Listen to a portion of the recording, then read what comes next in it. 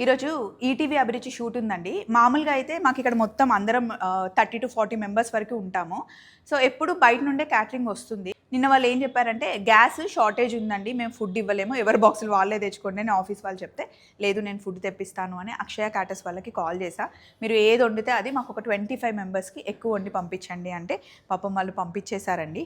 ఇదిగోండి పన్నీర్ కర్రీ, ఆలు, డబల్ కా మీఠా, పెరుగు, ఆకుకూర పప్పు, మిర్చి బజ్జీ, వడియాలు, పల్లి వేశారు, ఇంకా కొబ్బరి, దొండకాయ వేపుడు, చికెన్ ఫ్రై, సాంబార్, ఇది ఫ్రై అండి, ఇది సాంబార్ అండ్ రైస్. ఇది పులావ్ రైస్ అండి. మంచిగా ఒక 30 మెంబర్స్ హ్యాపీగా తినొచ్చు. ఇప్పుడు బయట చాలా షార్టేజ్ నడుస్తుంది. అండ్ మెయిన్ మర్చిపోయాను, గోంగూర పచ్చడి అండి. ఉల్లిపాయలు వేసి మంచిగా తాలింపు వేసి ఇచ్చారు.